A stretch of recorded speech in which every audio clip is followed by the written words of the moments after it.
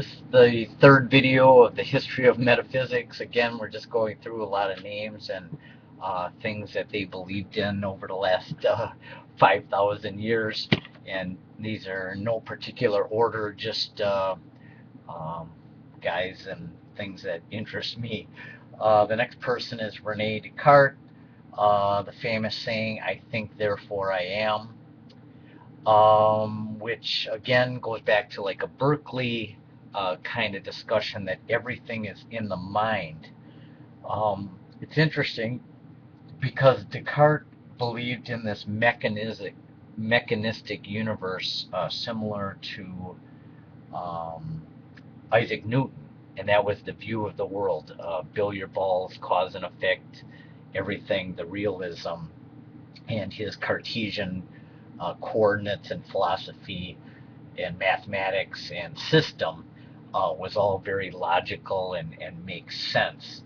And it's kind of interesting that he came up with, "I think, therefore I am," that the only provable thing at the end of the day to him was that he existed, yet he was involved in so much of this deterministic science that him and Newton carried on and still really carries on through today, is the world that we live in on a day-to-day basis. Julian Barbour lives today. He wrote the book The End of Time, does a lot of studies on time. His main thing in that book is that there are discrete units that are all snapshots of reality, that there are an infinite amount of snapshots in the universe, and that we just view them one at a time.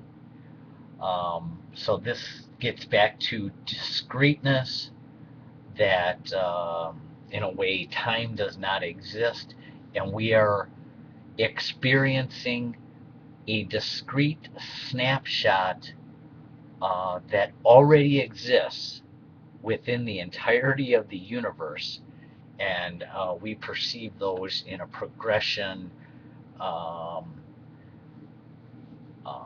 in some way, I guess in time, but that these all exist in some kind of maybe a block universe, that all of eternity already exists.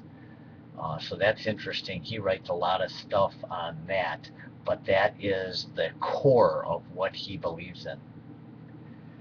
Stephen Hawking is obviously an amazing person, still going today. A Brief History in Time, which a lot of people have read.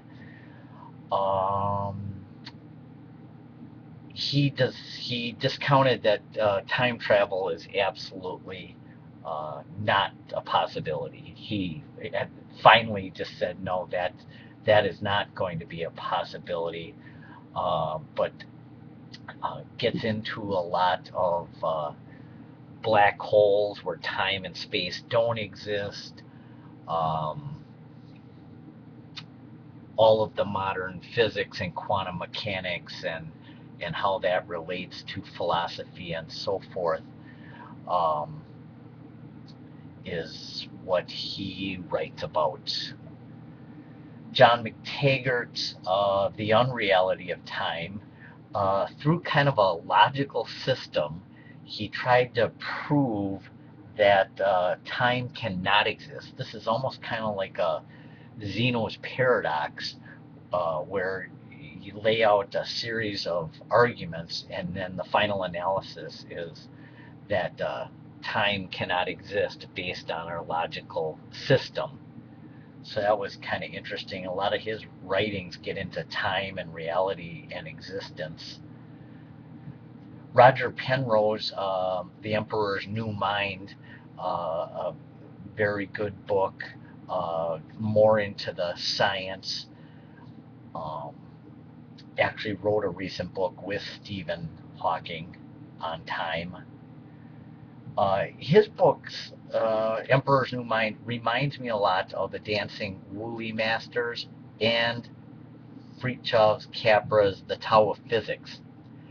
In a way, all of these kind of get into how Buddhism, the Eastern way of thinking, ties into quantum mechanics. And this book kind of reminded me of that, not as much as these two do, especially because in the title with the Wu Li and the Tao in this. But these, Gary Zukov, the Dancing Wu Li Masters, and also the Tao of Physics, specifically try to show a link between the Eastern way of thought, Buddhism, and current science and quantum mechanics, kind of an idealistic view of the world and how that all ties together. So these are all awesome books. Alfred North Whitehead, again, Process and Reality. This kind of reminded me of Eastern way of thinking and so forth as well, especially because it was the study of reality. Another good book. Richard Bach, Jonathan Livingston Seagull. The big thing about this book is the study of limits, that we limit ourselves. And that's so true. Isaac Newton, The Laws of Motion, Everything Cause and Effect. This was and really is the way that we teach science and understand the world today. Even though science has gotten into quantum mechanics at a fundamental level below the observed universe, really the world in which we operate on a day-to-day basis goes back to what Isaac Newton came up with. And the last one here, just one of my favorites, Michelangelo. I believe that he, in a way, lived a higher existence because of the art that he created.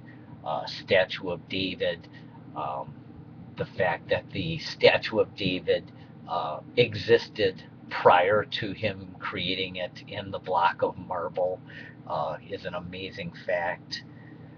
Also, just it took him, I believe, 3 years to do the Sistine Chapel, which was one of the most beautiful things I've ever seen. Also, the